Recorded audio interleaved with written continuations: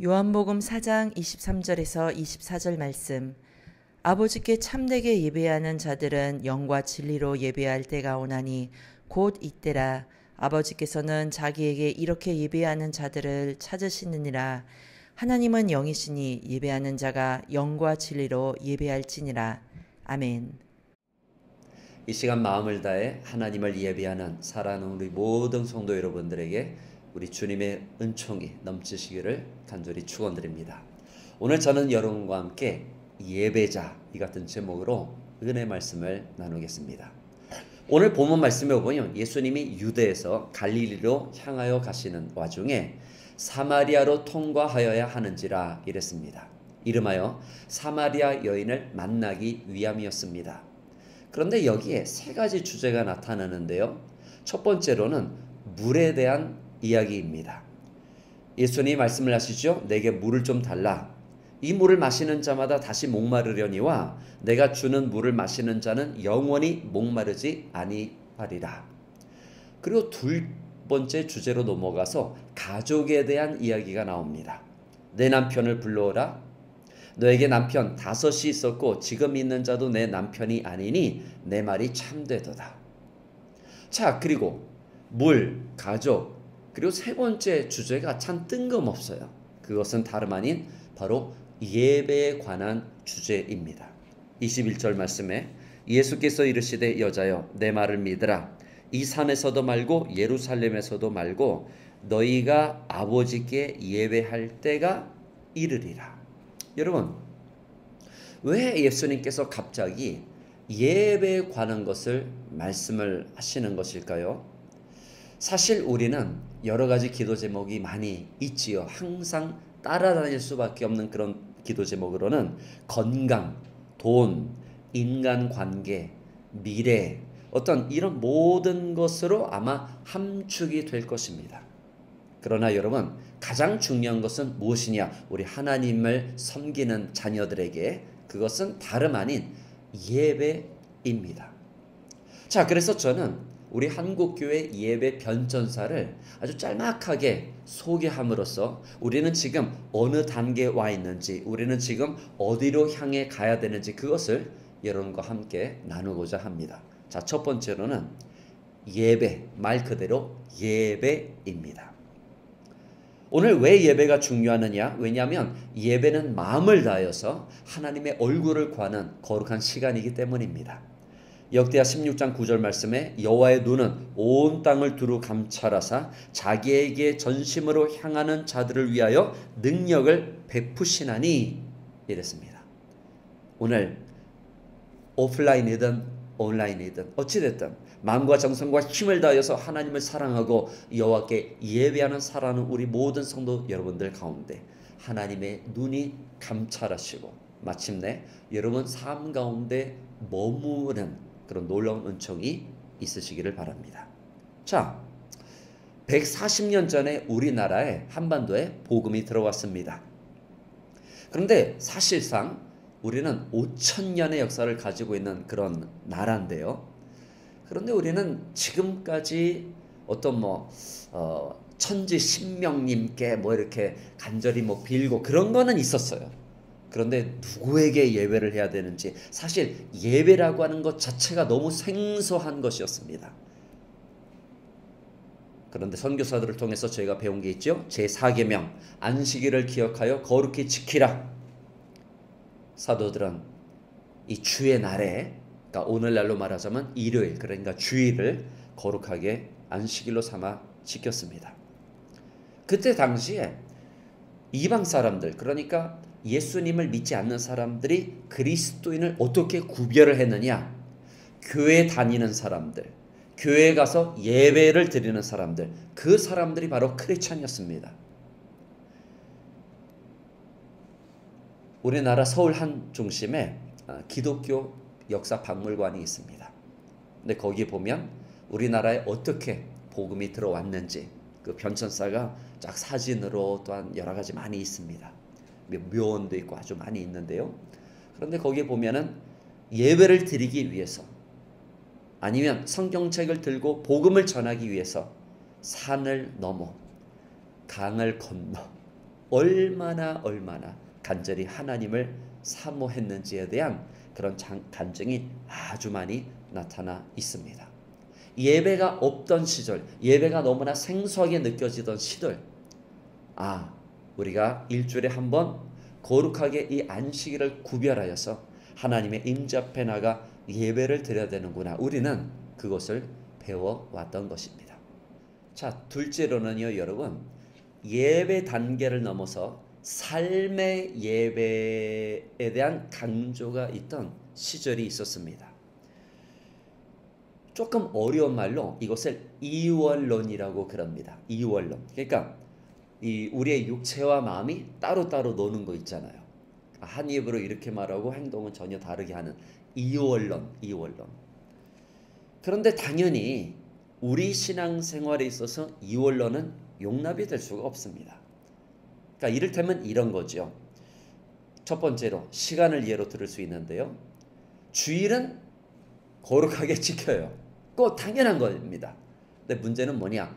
월요일부터 토요일에 이르기까지는 하나님께 온전히 예배를 드리지 않는 것입니다. 또 이런 것도 있습니다. 공간. 그러니까 교회에서는 이를테면 거짓말을 하면 안 돼요. 그렇죠? 막 욕설 퍼부으면 안 되고. 근데 세상에 나가서는 해도 괜찮아요.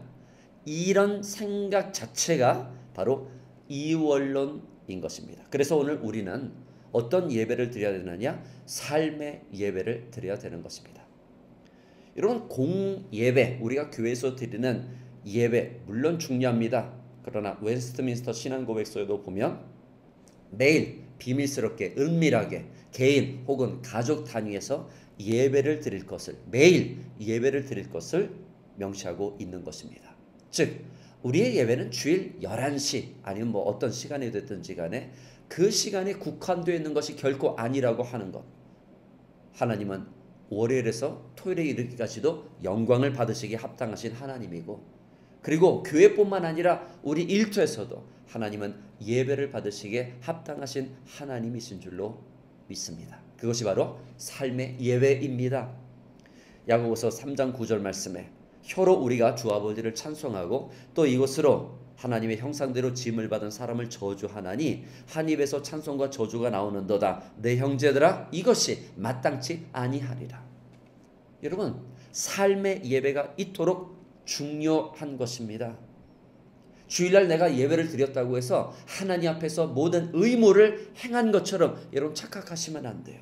여러분의 삶 자체가 오늘 하나님께 영광을 돌려드리는 예배가 되어야 하는 것입니다. 구약성경에 보면 가인과 아벨이 나타나는데요. 가인은 땅의 소산으로 하나님께 제사를 드리고 아벨은 양의 피와 또한 기름으로 제사를 드렸다고 하였습니다. 그런데 여러분 잘 아시죠? 가인의 제물을 하나님께서 연락하지 않으시고 아벨의 제물만 받으셨습니다. 그런데 창세기 4장 5절을 천천히 상세하게 읽어보면 이렇게 나타나 있습니다. 여호와께서 아벨과 그의 제물을 받으셨으나 가인과 그의 제물을 받지 아니하신지라. 여러분 잘 들으셔야 돼요. 여호와께서 아벨의 제물을 받으셨으나 가인의 제물을 받지 아니하셨더라가 아니에요. 어떻게 성경에 명시하고 있느냐? 여호와께서 아벨과 그의 제물을 받으셨으나 가인과 그의 제물을 받지 아니하셨더라. 이것은 무슨 것을 말하냐면 여러분 제물이라고 하는 것이 당연히 중요한 거예요. 그러나 제물과 마찬가지로 중요한 것이 바로 사람, 즉 그의 살입니다. 그래서 하나님께서 아벨과 그의 제물을 받으신 것이고, 그러니까 아벨의 삶을 받으신 것이고 가인의 삶을 연락하지 않으신 겁니다. 그러니까 가인이 열불이 났죠. 왜? 이게 도대체 왜? 그리고 엉뚱한 하나님께 직접 물어야 되는데 오히려 저놈 때문이구나. 무슨 뭐 하나님이 예배 하나만 받으실 수 있는 분인 것처럼 막 축소하게 그렇게 생각을 했죠. 살인사건이 최초의 살인사건이 나타나는데 그 다음에 계속해서 성경을 보면 하나님께서 이렇게 말씀하셨습니다. 네가 선을 행하면 어찌하여 낯을 들지 못하겠느냐. 그러니까 쉽게 말하면 이거예요. 가인의 삶이 따라주지 않은 것입니다. 오늘 여러분 좀 비슷한 그런 무리들이 혹시 우리 주변에 있는지 모르겠어요. 이건 아주 심각한 문제입니다. 오늘 중요한 것은 여러분 20절에 말한 것처럼 우리 조상들은 이 산에서 예배하였는데 당신의 말은 예배할 곳이 예루살렘에 있다 하더이다. 예수께서 이르시되 여자여 내 말을 믿으라. 이 산에서도 말고 예루살렘에서도 말고 너희 아버지께 예배할 때가 이르리라. 예배만 드리면 된다라고 하는 게 아니에요. 여러분의 삶이 예배가 반드시 되어야 합니다. 근데 저는 한 가지 더 말씀을 드리고 싶어요. 자꾸 이래야 된다. 그런데 이런 메시지가 여러분 안 먹혀 들어갑니다. 왜 그런 줄 아세요? 이래야 된다라고 하는 건 누구나 알고 있어요. 여러분 교회는 뭐 당연하고, 그러나 우리가 주중에 세상에 나가서 뭐 거짓말을 하면 안 되고, 뭐 사기치면 안 되고, 뭐 살인하면 안 되고, 그거 누가 몰라요?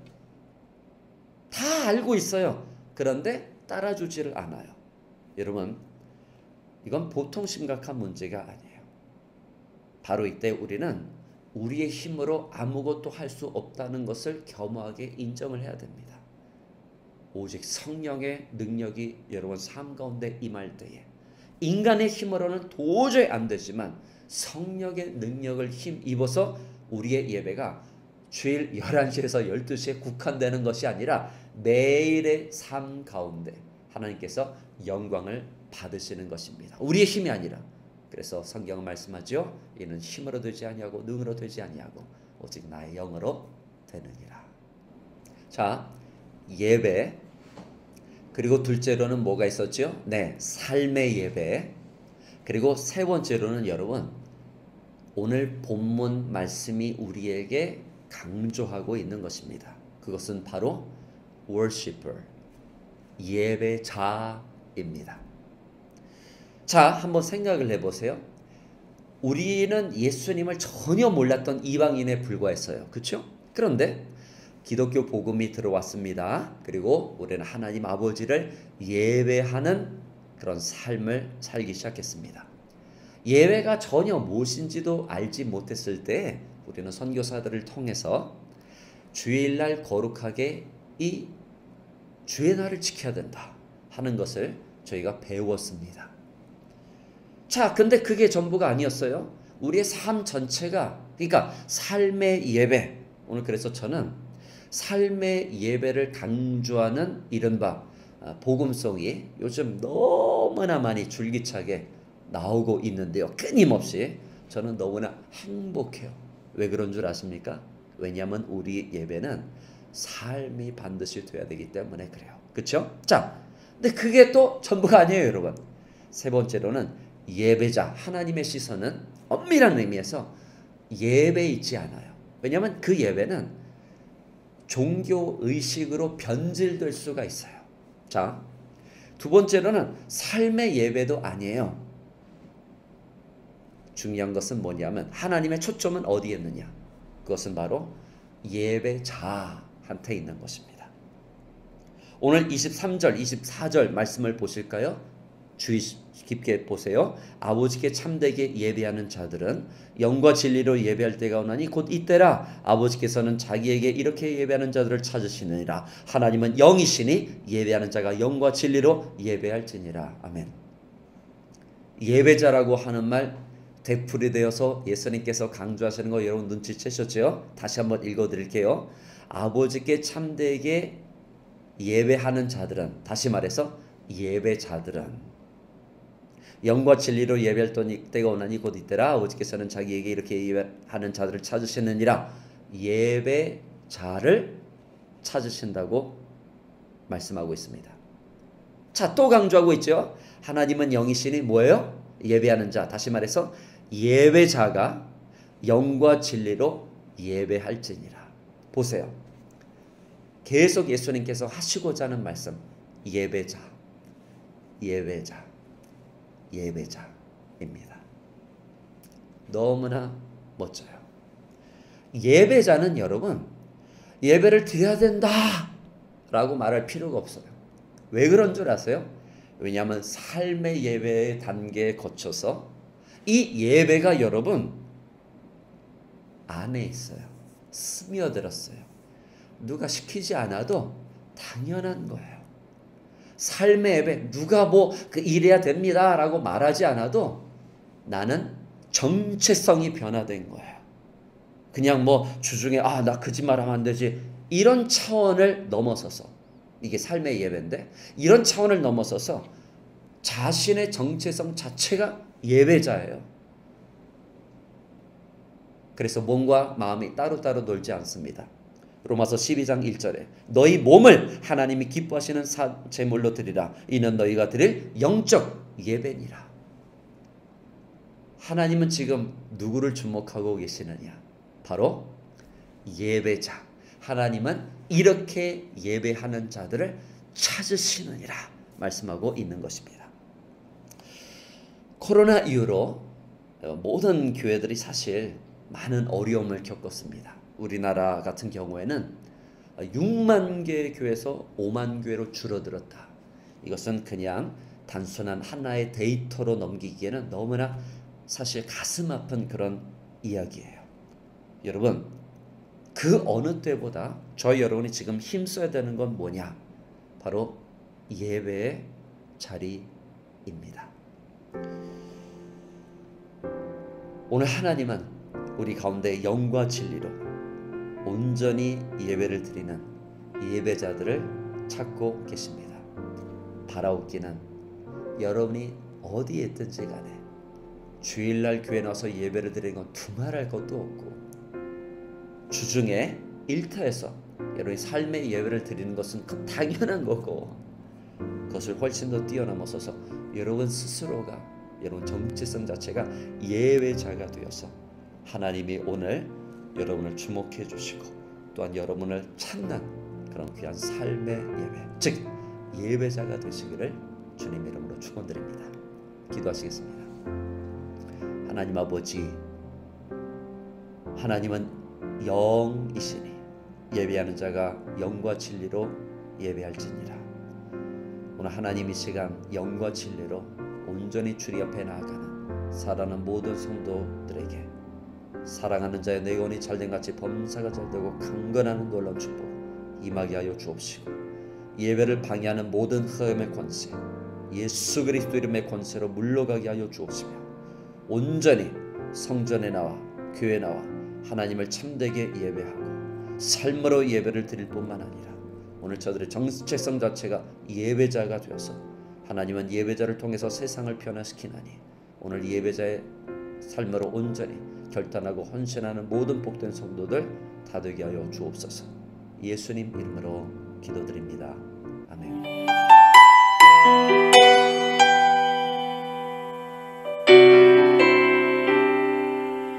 주께 가까이 날 이끄소서. 간절히 주님만을 원합니다.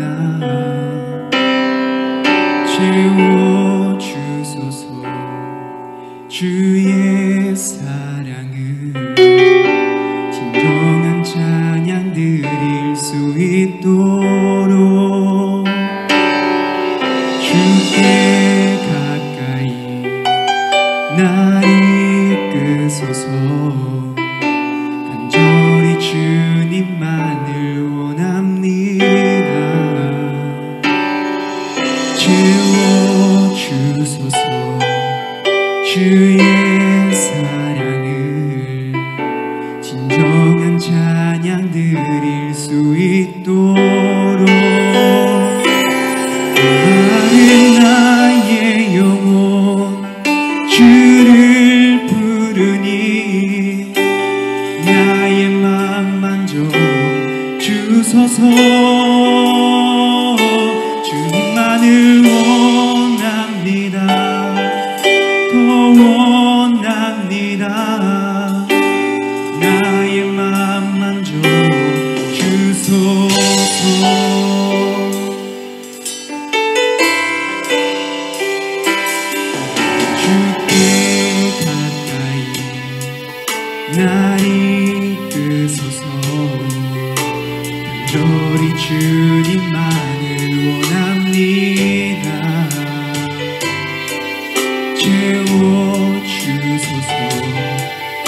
주의 사랑을 진정한 찬양 드릴 수 있도록 마른 나의 영혼 주를 부르니 나의 맘 만져 주소서. 주님만을 원합니다. 원합니다. 나의 맘 만져 주소서. 마른 나의 영혼 주를 부르니 나의 맘 만져 주소서. 주님만을 원합니다. 원합니다. 나의 맘 만져 주소서. 마른 나의 영혼 주를 부르니 나의 맘 만져 주소서. 주님만을 원합니다. 원합니다. 나의 맘 만져 주소서. 오 주님 채우소서. 나의 잔을 높이 듭니다. 하늘 양식 내게 채워주소서. 넘치도록 채워주소서. 오 주님